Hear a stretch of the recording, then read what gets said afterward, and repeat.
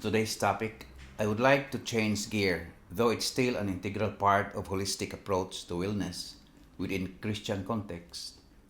I would like to change a different topic when it comes to wellness. There is something called forest bathing. I don't know if you heard about this, but this is actually derived from a Japanese word, Shinrin Yuko. It involves taking in the forest through all one's senses, a form of mobile meditation under the canopy of a forest. The practice of Shinrin Yoku developed in the early 1980s in Japan, at a time when technology was driving more and more people indoors and into unhealthy lifestyle, and we can actually relate nowadays it's becoming a pandemic. I wonder what they would think of today's tech boom burnout. In the 1982, this practice became part of a national health program in Japan with dedicated centers, trails, and guides. Now, we do not need science to tell us what we innately already know, that spending time immersed in nature is good for us. However, the body of evidence suggesting wide-ranging mental, emotional, and physiological health benefits of Shinrin Yoku and similar forest exposure therapies makes this conclusion official. Forest bathing is becoming established as an evidence-based wellness practice. The Lord God took the man and put him in the Garden of Eden to work it and keep it. You can read this in Genesis chapter 2 verse 15. If you have the Bible, you can read it. God made us and placed us in the garden. We know the garden had trees. We are designed to flourish in the garden. Being in the direct relationship with our Creator and living out our God-given purpose to work and keep the forest. Now, there are some tips for the beginners if you want to experience this. You must turn off your devices to give yourself the best chance of relaxing, being mindful and enjoying a sensory forest-based experience. Now you have to slow down, move through the forest slowly so you can see and feel more.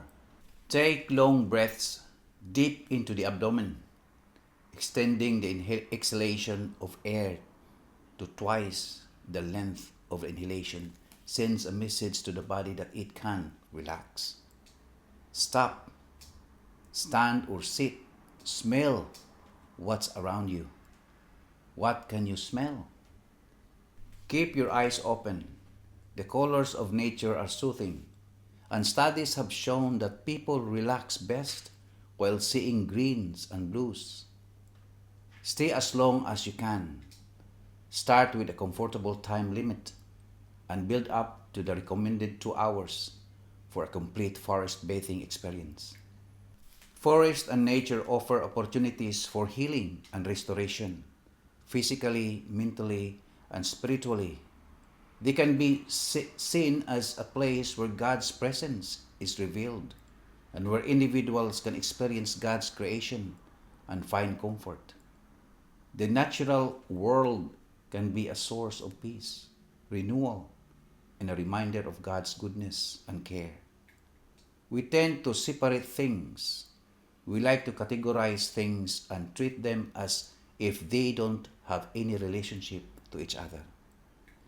We separate the secular from the sacred.